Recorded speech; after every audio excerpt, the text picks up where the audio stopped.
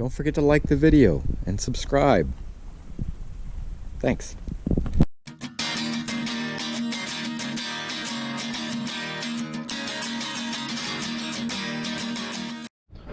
Good morning, everyone. We picked up all of our materials from Menards last night. I did try to time lapse it. Unfortunately, the battery on my camera wasn't fully charged, so I didn't get it all. Anyways, we got everything loaded on the trailer right here. Now today, nice and breezy like usual. What we're gonna do is get our walls up. This is all the materials we need for our walls right there. And actually, it's also some of the materials that we need for the roof. But if you'll see when you walk around in here, right, you see all of these bolts all around the edge. They go all the way, literally all the way around the edge. So what we're doing is I will lay the boards out. The bottom boards are treated. And I'll lay them out and drill the holes so that they'll set on this. And then after I do that, sorry, the wind is rough and it's gonna blow this around. Once I do that, I'll set this on here, test fit it, and then I'll do the other piece for that same wall, or other pieces for that same wall, and then I will start building those walls. So for the moment, I'm gonna grab gloves because it's a little chillier than I thought. So as you can see, these are gonna be, this is where the bolts are gonna be, right? And then this will be right here. And the purpose of that is because I want the back of this board to be really close to flush with the concrete. Well, in order to do that, I'm measuring from here. And what I'm doing is, for instance, the measurement right here between this board and the edge of the concrete is 2 7/8. Well, I know that my treated 2x6 is going to take up at least 1.5 inches of space, if not 1 5/8 inches. But we're going to go with 1.5. And all I'm gonna do is take my drill at this point, because I measured from the center of this bolt, since this is right here, I guess this will make it easier for you to see. So let's see how this is really close to the center of that bolt. It's close enough for me, I'm not gonna split hairs over it. So now I flip it over and I'm on here, and now I'm measuring from the edge of this board in, and I wanna measure in, so 2 7/8 is what our measurement was, minus 1.5, which will take us back right here to 1 3/8. So at the 1 3/8 mark, I'm gonna put the end of my drill bit, and then I'm gonna look and see if I'm still centered on my bolt, because now I'm sitting off to the side of my bolt. So I'm gonna move this bit over just a hair. There. Now I'm centered on my bolt, and then I'll drill all the way through when I'm not directly on the top of the concrete. And that's essentially how we're doing it.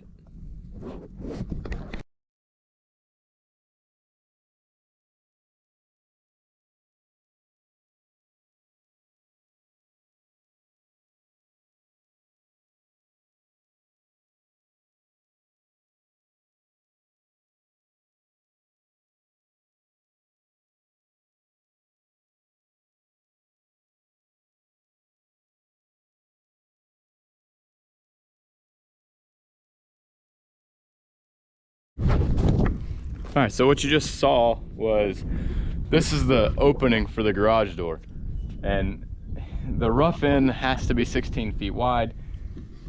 So that's exactly what we measured. Now, once we get the garage door and install it, of course, they'll have the little seals and everything else that'll change whatever we need to if it's just a little off. But it is 16 foot, so it might be just a hair under. We can always trim that. So let's man, it's not cold, but it's chilly because it's really windy, but it's like 45 degrees out. So now I'm gonna start taking the sole plates off the back over here, take them off, and I'm gonna start building my back wall.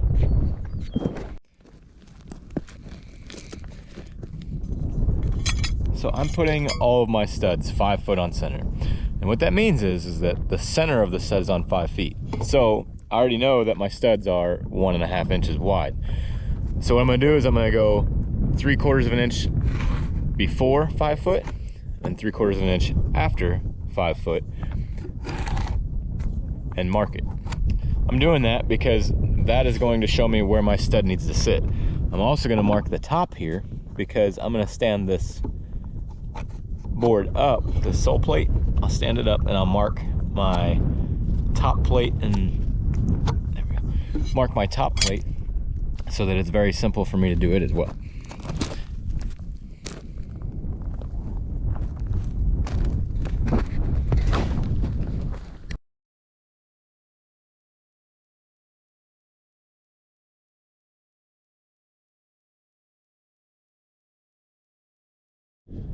All right, one key note to take away from when you're marking your stud layout. Make sure that you start on the same end for each wall. So for instance, my long walls run west to east, right? And I say west to east because I'm starting, whenever I pull my measurements, I'm starting from the west side of the building, pulling to the east side. I did the same thing over here in this corner. Started from the west side, pulled to the east side.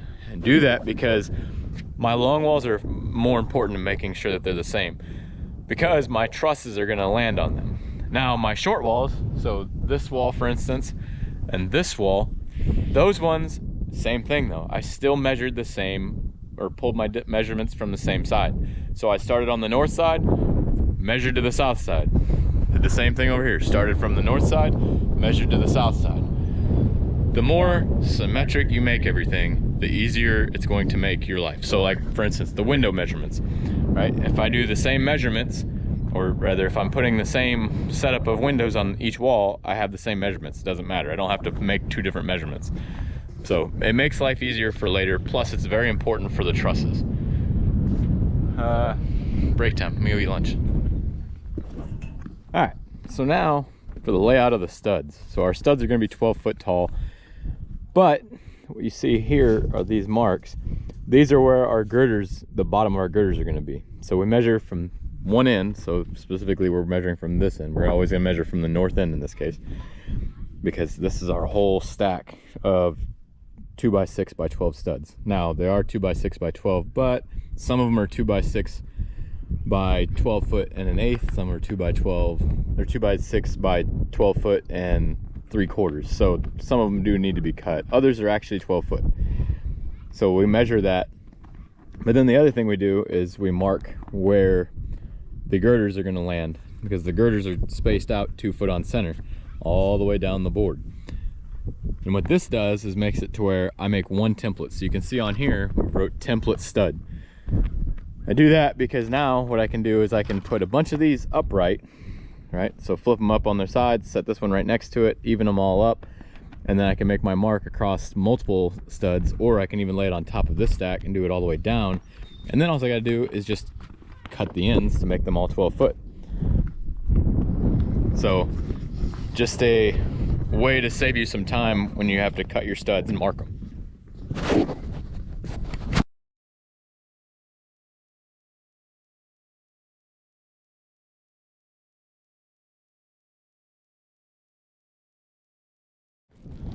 We got the kiddos working. They've got their job. They've got it figured out, they think. All right, so earlier we marked the studs on the bottom plate, which is this treated board you see right here. And remember how we made a little mark on the side of it? Well, we did that so we could set the top plate next to it, both of them in a vertical position, and we can just make our mark straight across like this. We'll put an X in it. And then that marks where our stud's gonna land. So whenever we're putting these walls together, because the studs are gonna be laying right there, we'll take this board, this top plate, we'll set it up there, and then we'll be able to put them together and we know exactly where they need to be.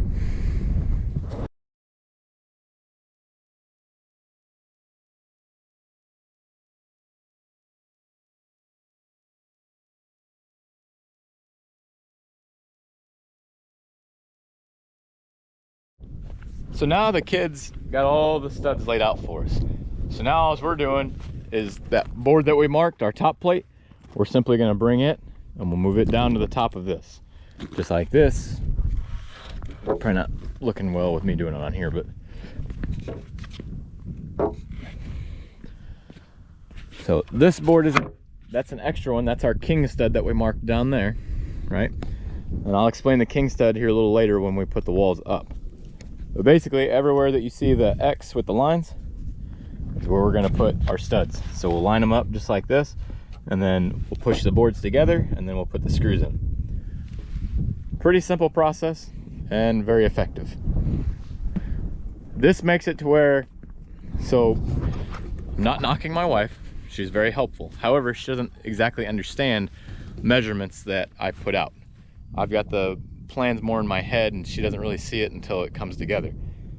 So by doing this, I can tell her, hey, just put the screws in where the marks are, 3 screws per the stud on the top and on the bottom, 3 more screws, and then she can figure that out on her own, and it makes it to where I don't have to sit there and hover over her while she's doing something, and I can actually move on to prep for the next step. So just an idea. It works very well with kids too. The kids help put screws in sometimes as well. So I'm gonna go throw these together, and then when I get to the girders, I'll explain a little more.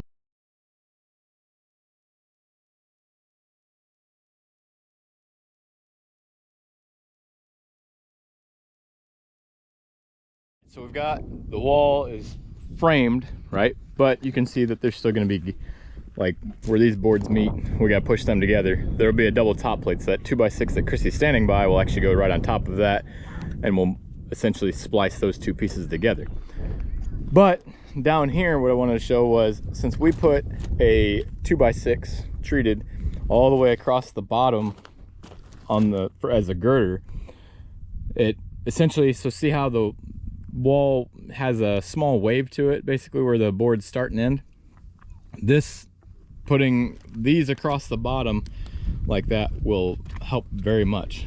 And then once we do that, we'll start putting our girders on the rest of the way up, and then we'll put our 2x12s at the top that actually splice our wall, top plate, double top plate, and the truss together.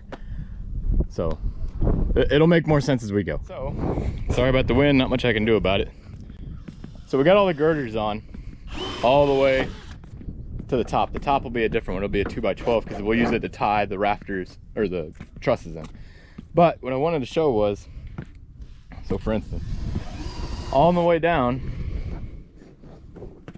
right, so as we're putting the girders on, not only did I have the line, hopefully you can see that pencil line right there, I had the line to mark how high on the stud it needed to go, and then we pulled the tape measure across on every row for the girders. So when we did this row, we had the tape running right here, same thing right here, here, and so on. That'll make it to where our walls are vertical and we don't have any, you know, studs that are up like this instead of straight up. And then the top part, so these 2x12s you see right here, we're gonna set those on the top. But before we can do that, you can see my wife's actually working on it right now, putting the double top plate on. So the double top plate basically just sits right on top of the already present top plate, and all we're doing is just making sure that it's as close to flush as we can get. We do want it to be really close to flush, because those 2x12s are going to sit on top of this. So they're going to tie into a stud, they're going to tie into the top plate, the double top plate, and they're going to tie into the trusses once we put them on. So you'll see here shortly. Probably one of the biggest job site nuisances you'll have is the dog stealing the scab pieces that you'll probably need later. Anyways, so on the end here, because we want the top plate from this wall that's going to be right here to tie in on that, we're actually leaving that. And the reason being is because the 2x6 from the other wall is going to fit right on top of it. So that's why those are open. Now, going down the side, you're going to see that this is hanging off. I'm going to cut those all to where they're 1.5 inch overhang. And I didn't catch it before we put the wall up. Notice how I didn't cut any of the 2x6s off like I was supposed to? Yeah. So now I got to do that after I put the wall up. Silly mistake, but it happens. Again, just like this wall has girders on it that stick out 1.5 inch from the studs, this one is going to have the girders from the next wall that overlaps on the top plate here. The girders are going to overlap onto this wall as well. You want everything to tie together as many times as possible, as much overlap as possible. It's just going to make them stronger. So we will trim those to where they're the right length before we stand it up. You could put the wall up and then put the girders on and put all this stuff on. However, it's a lot easier for us because we have tractors we can just simply lift the wall up with.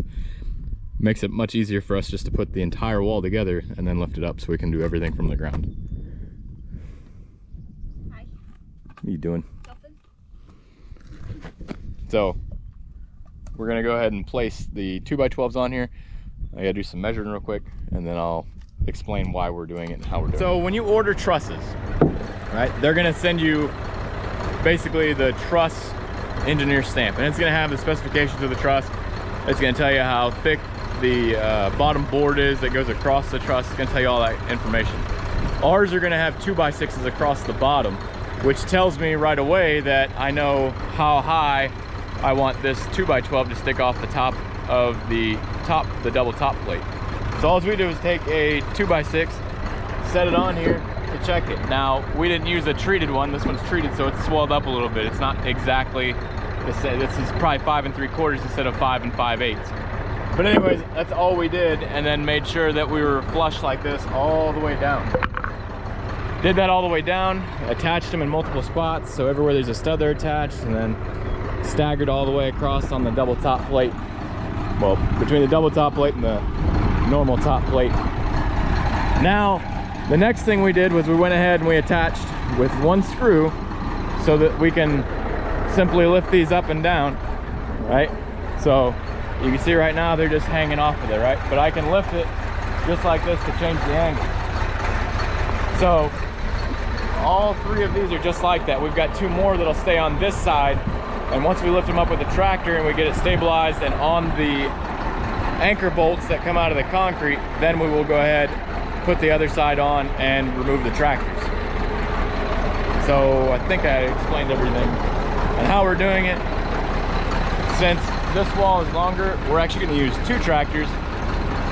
What we'll do is I'll have the little tractor down there, big tractor stay here, and we'll just lift slowly together. And as we lift, we'll also start to go forward eventually. I'll show you on time lapse. It's pretty easy.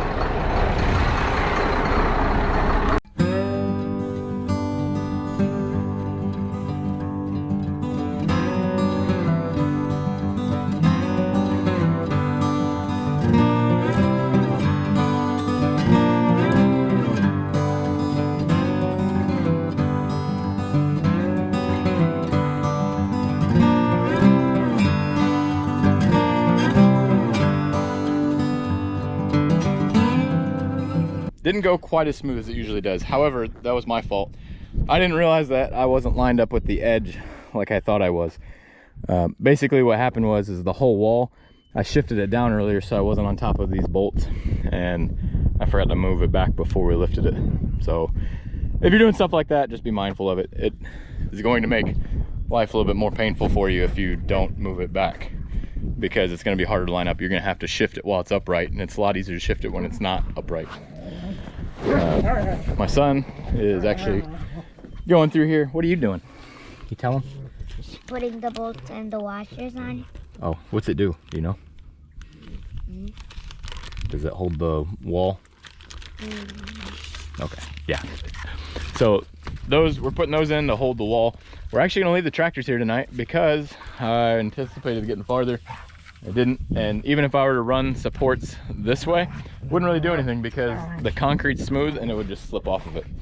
So I guess I could put one on the outside, like right here. I could put one from there coming down, but it wouldn't help the center. So we're just gonna leave the tractors there tonight. Won't hurt them. They'll be in good shape still. So yeah, actually, matter of fact, won't even be in the way because the walls are only 12 foot tall. Well, about probably 12 and a half with the 2x12 sticking up a little bit. But anyways, still have plenty of room even with the tractor there. So not a big deal. All right, I gotta get framing the next wall.